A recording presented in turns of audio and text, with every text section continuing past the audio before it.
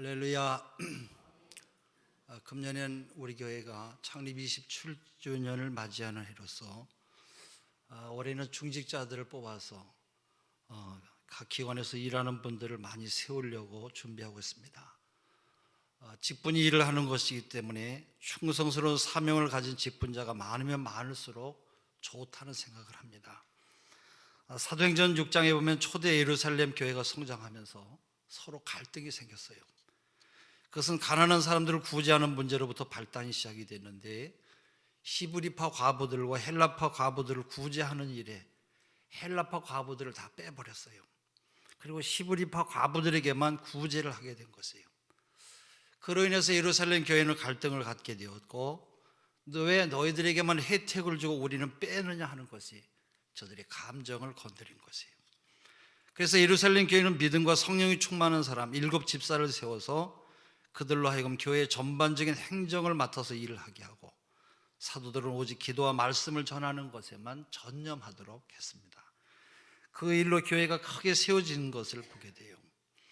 여러분, 교회를 잘 섬기는 충성스러운 일꾼이 많으면 많을수록 교회는 힘 있는 교회로 성장하지만, 직분을 제대로 감당하지 아니하면서 오히려 충성하지도 않고 어려움을 주면 교회가 더 혼란에 빠질 수가 있는 것입니다. 그렇기 때문에 교회를 섬기는 직분자가 어떤 사람이 세워지느냐에 따라서 교회가 더 큰 일을 할 수도 있기도 하지만, 그렇지 않으면 오히려 더 어려움을 줄 수도 있게 되는 것이에요. 주님은 피로 값주고 사신 주님의 교회를 세우기 위해서, 교회의 효율적인 운영 조직을 조직화하기 위해서 직분자를 두고 일하게 하셨어요. 근데 지금 한국 교회는 직분이 계급화되어 있고, 계급화된 직분을 받은 사람들은 특권 의식을 가지고 있어요. 그래서 어느 정도 직분이 이상이 되면 대개 주신 사명을 망각하고 자기의 권위만 앞세우고, 섬김의 삶과 경건의 훈련에는 아예 제외버리고 자기들의 권리만 주장하는 그런 교회로 전락하고 말았어요. 다행히 우리 교회 장로님들은 열심히 새벽기도에 힘쓰고 교회를 세우기 위해서 애쓰고 수고하는 것을 보면서 참으로 감사한 마음을 갖게 됩니다. 그것은 그렇지 않다는 교회들이 있다는 그런 뜻이에요. 그리고 직분의 계급 의식은 교회 내에서 직분자들끼리 그리고 목회자와 갈등 구조를 심화시키게 되었어요. 여러분, 왜 이런 일들이 교회 안에서 일어나고 있습니까? 가장 큰 이유는 상당수의 교회와 대부분의 목회자와 성도들이 직분에 관한 성경의 가르침을 바르게 이해하지 못하고 바르게 시행하지 못한 데서 온 결과라고 볼 수가 있어요. 그래서 오늘 본문 우리가 읽었습니다마는 이 본문 말씀을 가지고 무슨 이유로, 무슨 목적으로 직분을 주셨는가를 알아보려고 합니다. 오늘 본문은 모세를 지도자로 세워서 애굽을 탈출해서 광야로 이동하는 이스라엘 백성들을 이끌고 가기 위해서 직분자를 임명하는 이야기가 나와요. 우리가 읽었습니다마는 그 18장 13절부터 16절에 보면 모세의 장인 이드로가 이스라엘 진영을 다음날 방문해서 보니까 모세는 하루 종일 아침부터 저녁까지 모세가 하는 일을 보고 엄청나게 놀랐고 답답해했어요.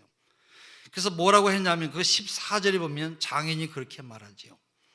그대가 이 백성에게 행하는 일이 어찌미뇨? 어찌하여 그대는 홀로 앉아있고 백성은 아침부터 저녁까지 그대의 곁에 섰느뇨? 그랬어요. 모세의 장인 이드로는 사위인 모세가 하루 종일 너무나도 많은 업무로 인해서 기진맥진해 있는 모습을 봤어요.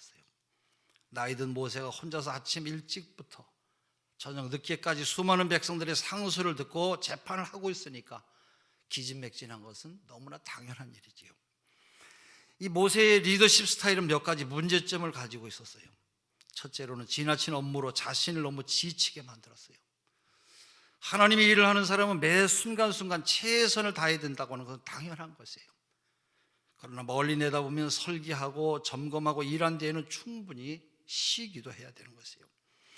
그러므로 비록 오늘 해야 될 일이 태산같이 많이 있다고 할지라도 내일을 위해서 어느 선에서는 절제하고 체력을 보존하는 것이 매우 중요합니다.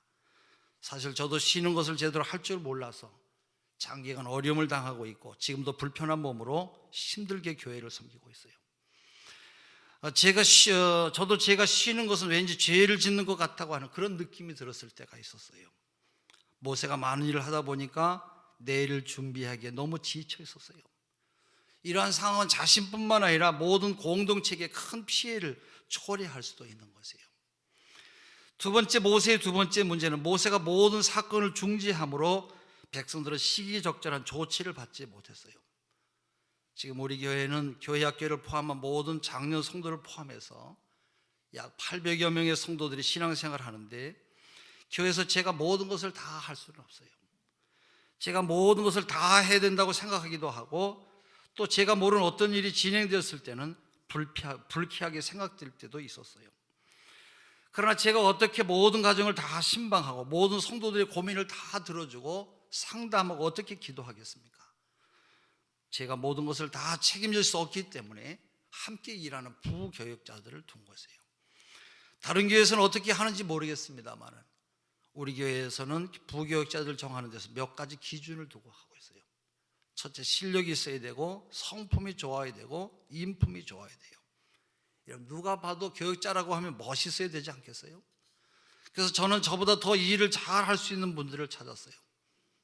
요즘 말로 말하면 괜찮은 분들을 뽑았다, 그런 얘기예요. 근데 모세는 혼자서 성인 남자 60만 명 사이에서 빚어지는 모든 소송을 듣고 재판을 하고 있었어요. 사실 이런 것은 불가능한 일이지요. 무엇보다도 시간이 문제였을 것입니다. 그러므로 재판을 제때 받지 못한 사람들은 불편을 감수해야만 했고, 당연히 불만도 아마 많이 있었을 것이에요. 이런 일은 보지 않아도 뻔한 일이지요. 세 번째, 모세의 또 다른 문제는 능력이 있고 재능 있는 사람들이 은사를 활용하지를 못했어요. 모세의 주변에는 능력 있는 사람들이 많이 있었어요. 근데 모세는 그들을 적절하게 활용하지 못함으로써 하나님께서 공동체를 선비라고 축복으로 주신 그들의 은사를 썩히고 있었어요. 이런 모든 상황을 파악한 장인 이드로는 모세의 획기적인 제안을 했어요. 그 17절부터 23절에 보면 신실하고 믿을 만한 사람을 뽑으라는 거예요. 그래서 1000부장, 100부장, 50부장, 10부장으로 세워서 그들로 하여금 일반적인 재판을 하게 하고, 특별히 어려운 것들만 모세에게 상소하도록 권고하였어요. 그렇게 하면 모세는 자신의 건강을 지킬 수 있는 것은 물론이고 바로 재판에 빼앗기는 시간을 다른 일에 사용할 수도 있는 것이었어요. 그 22절 3절의 말씀하죠. 그리고 재능이 있는 사람들에게는 자신의 은사를 활용할 수 있는 기회를 마련해 주는 그런 계기가 되었어요. 21절 2절입니다. 물론 소송을 제기한 사람들도 신속한 처리를 받을 수가 있었지요. 그 23절에도 말해요. 단 10부장, 50부장, 100부장, 1000부장은 특별한 조건에 합당한 사람이어야만 했어요. 어떤 사람입니까? 그 21절에 보면 그렇게 말씀해요. 우리 21절의 말씀을 같이 한번 볼까요? 시작. 너는 또 온 백성 가운데서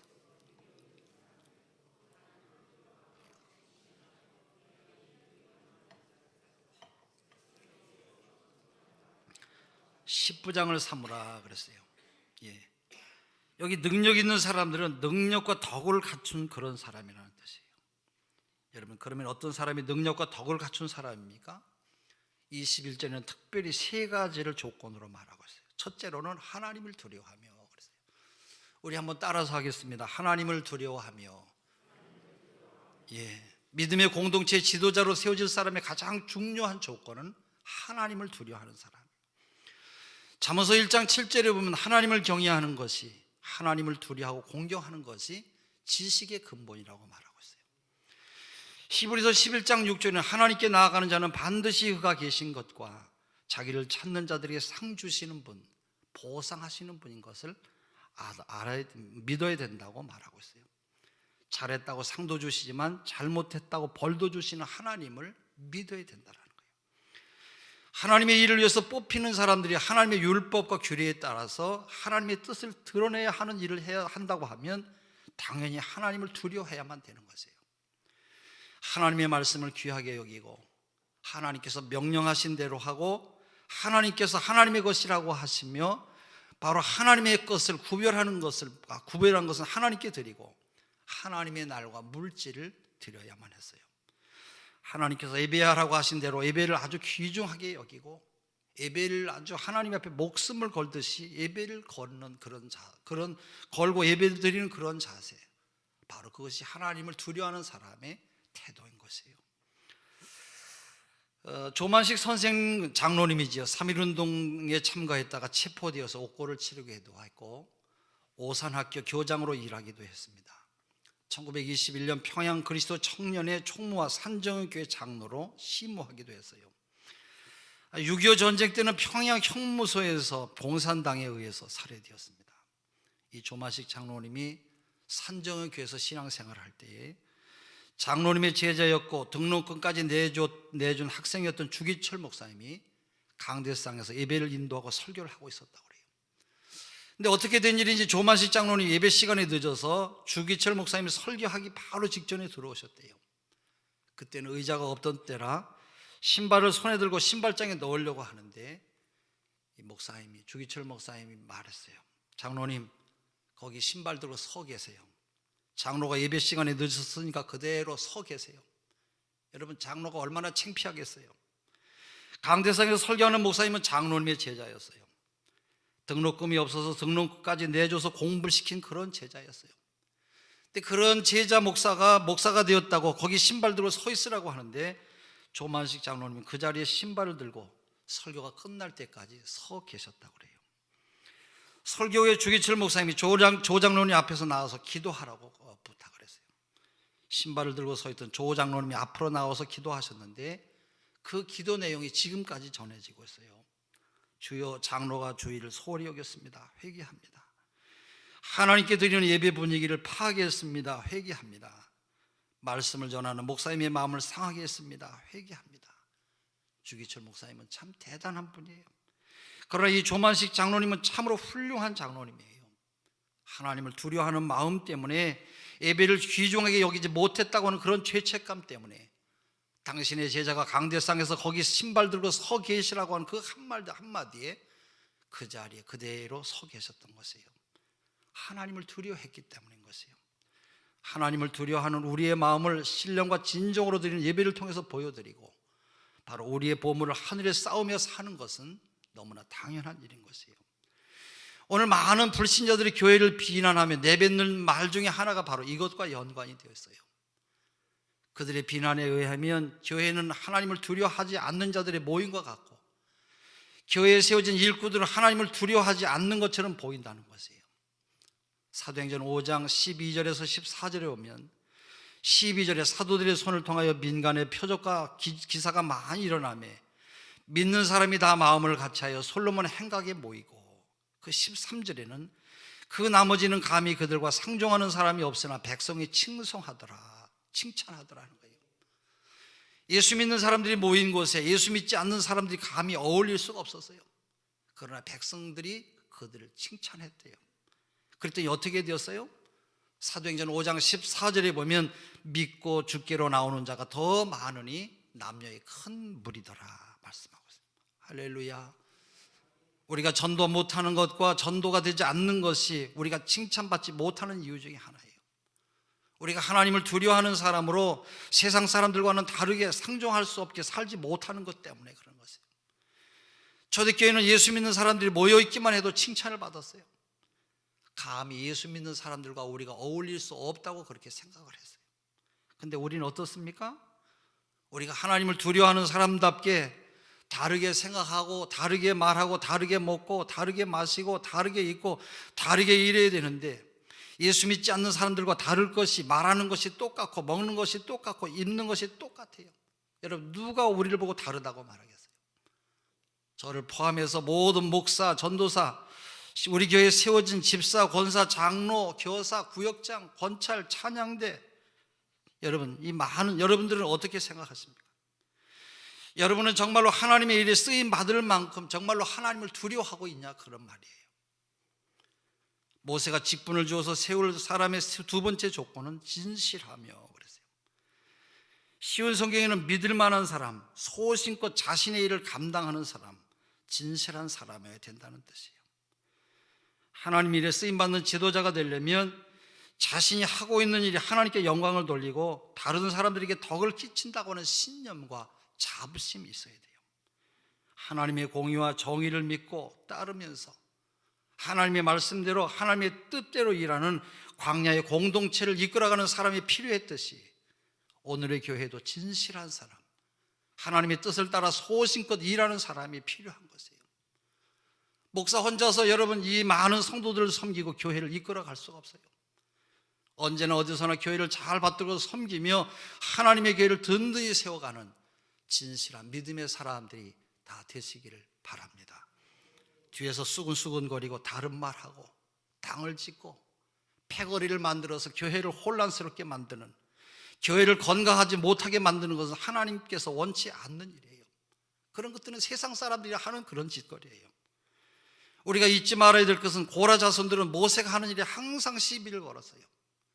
뒤에서 원망하고 불평하고 없는 말을 만들어내서 모세의 마음을 아주 쓰라리게 했어요. 교회의 건강성을 해치는 그런 일을 하면 안 될 것이에요.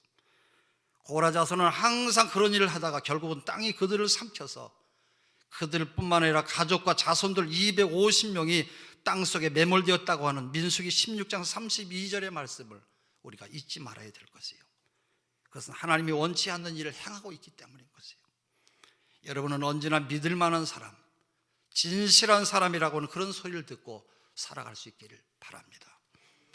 또한 불의한 일을 미워하는 사람이라 해야 됩니다. 모세가 직분을 주어서 세울 사람의 세 번째 조건은 불의한 이익을 미워하는 사람이에요. 다시 말하면 정직하지 못한 방법으로 이익을 취하는 사람을 미워한다는 거예요. 하나님의 것과 사람의 것, 하나님의 것과 내 것과 남의 것이 분명한 사람, 그런 사람을 택하라는 것이에요. 올바르지 못한 방법으로 유익을 취하는 것을 거절하는 사람을 말해요. 하나님의 뜻에 어긋나는 방법으로 살지 아니하고 사람들의 윤리 기준에 어긋나는 그런 방법으로 살지 않는 헌신된 사람을 말하는 것이에요.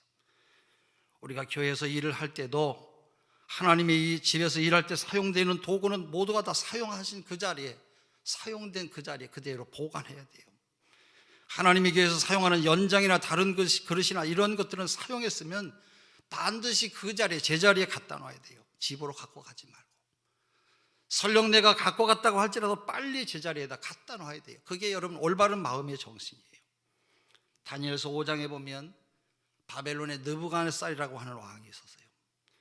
그는 이스라엘을 침략해서 예루살렘 성전에서 예배를 드릴 때 사용하는 잔이나 은금 그릇을 다 모두 다 탈취해 갔어요.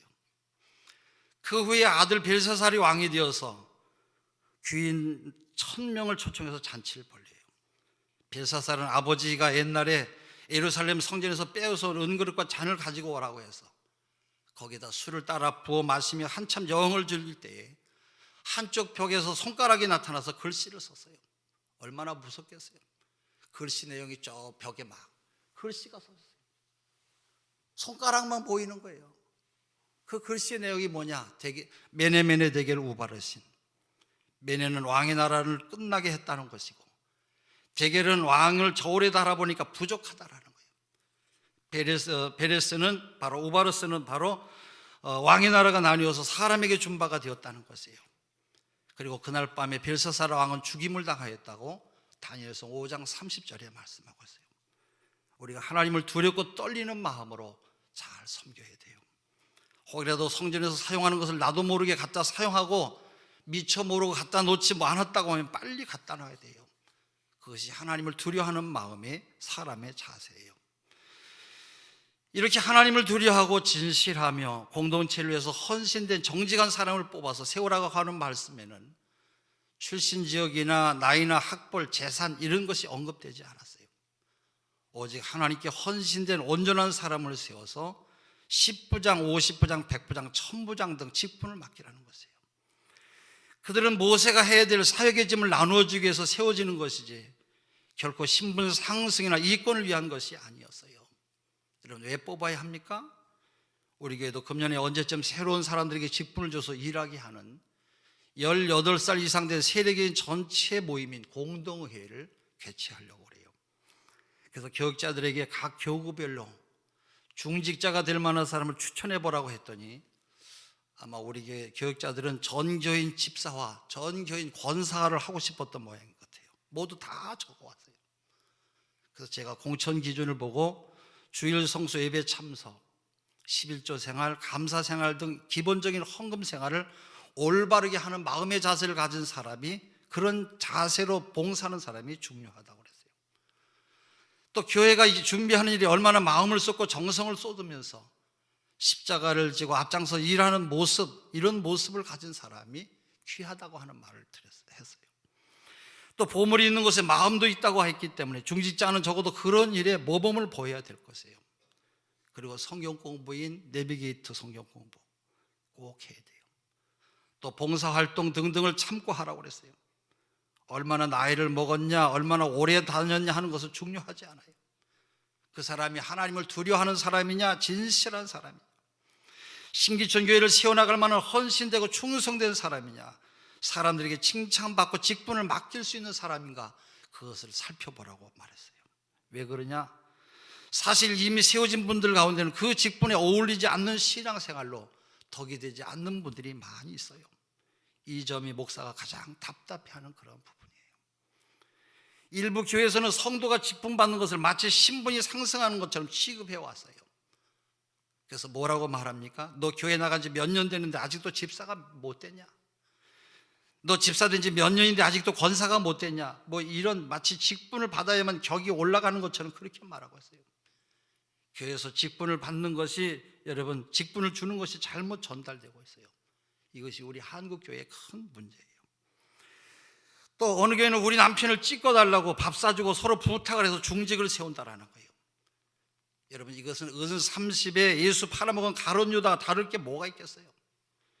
우리 교회는 아직까지 그런 일로 세워진 사람은 없습니다만은, 절대로 여러분 그런 일에 우리가 동참해서 그런 사람을 또 찍어준다고 하는 것은 나도 역시 가룟 유다와 또 다를 것이 아무것도 없는 것이에요. 이렇다 보니까 어느 순간에 가서는 봉사와 섬김에 앞장서기보다는 그저 뒷전에서 모든 일에 간섭하고 도장이나 찍으려고 하고, 어떤 자리에 이름 오르고 내리는 것에만 관심이 있고 거기에만 인정을 받으려고만 해요. 물론 우리 교회는 특별히 그렇지 않은 교회예요. 우리 교회 장로님들은 은퇴를 서두르고 계시고, 어떤 장로님은 일정 기간 심호하고 물러나게 하는 장로 임기제를 우리 교회도 도입하자고 하는 그런 말씀도 하셨어요.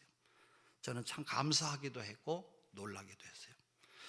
인천의 어떤 교회 장로는 은퇴했는데도 어떻게 했는지 호적을 고쳐가지고 다시 시무 장로를 하고 있다고 하는 그런 소식도 듣고 있어요.